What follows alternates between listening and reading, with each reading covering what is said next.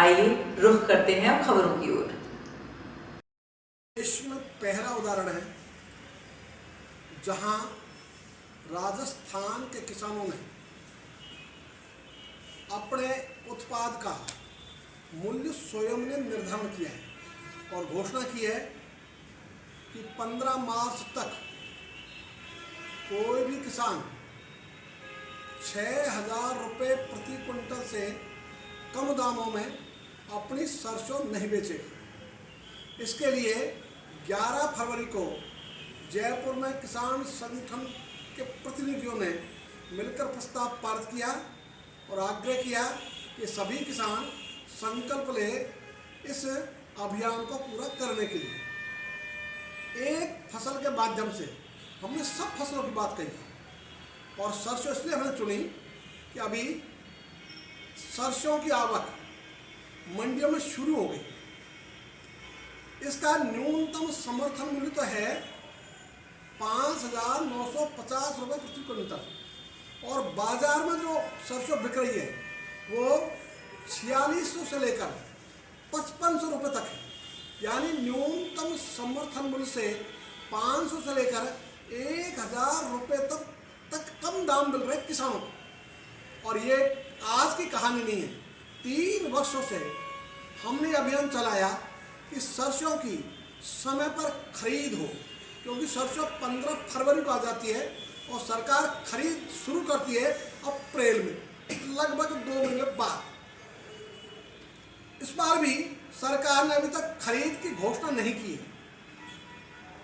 दूसरा हमने कहा सरसों के भाव गिरने का कारण वो है आयात शुल्क को 0 तक ला देना। इस पर आयात शुल्क 85% भी रहा है। अब सरकार ने 0 कर दिया, फिर 10 कर दिया, फिर 20 कर दिया। तीसरा, इसके दाम गिरने का कारण है सरसों के तेल में मिलावट।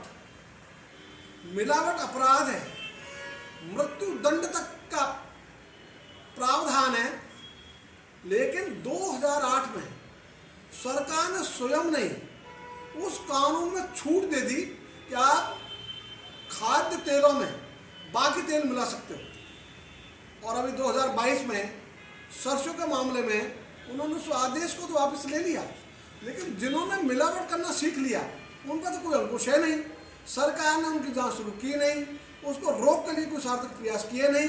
इसलिए आज भी सरसों में एक खाद्य जो पदार्थ है जिसको पाम कहते हैं उसकी मिलावट जारी है और पाम के कारण सरसों के भाव नीचे आते हैं। तो ये जो सरकार की नीति है इसके कारण से सरसों के दाम गिरते हैं। तो सरसों आज हमारे राजस्थान की वो फसल है जो लगभग संपूर्ण देश की आधी यही होती है। इसलिए इसके लिए हमने चुना इसको सरसों को। और फिर आ रहा है चना, गेहूँ, जौ। उनका भी भाव न्यूनतम समर्थन मूल्य से कम है। हम चाहेंगे कि कम से कम न्यूनतम समर्थन मूल्य तो सरकार किसानों को देने की व्यवस्था करे, समय पर खरीद करे। और एक जो कानून है राजस्थान का, राजस्थान कृषि उपज मंडी अधिनियम 1961 में, उसमें प्रावधान है कि जिस भी फसल का न्यूनतम समर्थन मूल्य घोषित होगा उसका क्रय विक्रय उससे कम दामों पर नहीं होगा।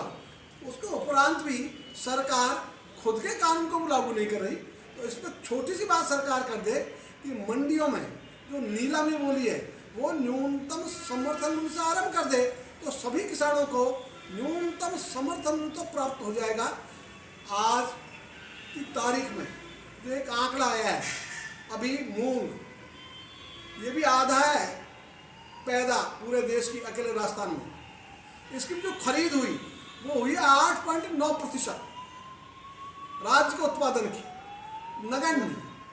दूसरी ओर मूंगफली, इसकी खरीद भी कमजोर है, ये 12% के आसपास है। तीसरा सोयाबीन, इसकी खरीद 5% के आसपास है। और उड़द तो सबसे नीचा है, उसकी खरीद 0.5% भी नहीं है कुल उत्पादन की।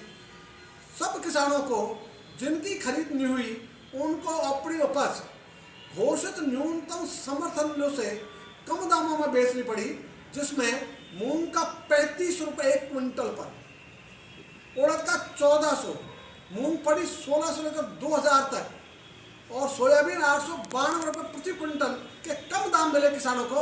ये किसानों की व्यथा है और इसी के लिए 6 अप्रैल 2023 को 101 किसानों ने दिल्ली के जंतर मंतर पर उपवास किया था सरसों सत्याग्रह के रूप में, और तब यही मांग की थी समय पे खरीद करो, लूट रहित खरीद करो।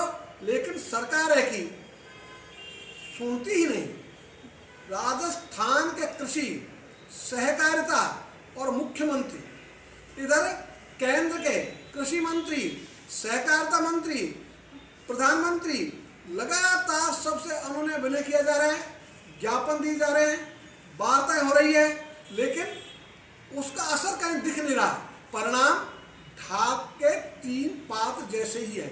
इसलिए किसानों को फिर ये एक अभियान लेना पड़ा लोक जागरण का, क्योंकि लोकतंत्र में लोक मत यही सबसे कारगर तरीका है। इस कारगर तरीके के लिए हमने लोक मत के संग्रह के लिए ये बड़े स्तर पर अभियान चलाया है। अभी 30 जिलों में ये संदेश जाएगा और 10 दिन का प्रवास होगा। उसके बाद में फिर ये चालू रहेगा और 15 मार्च के बाद समीक्षा होगी कि आगे की रणनीति क्या होगी। उसमें जो हमने गांव बंद आंदोलन का एक प्रयोग किया था 1 दिन के लिए, उसको वो 2 दिन भी हो सकता है, 7 दिन भी हो सकता है, अनिश्चित काल के भी हो सकता है, लेकिन वो समय काल परिस्थिति सबको देखकर उसकी घोषणा की जाएगी।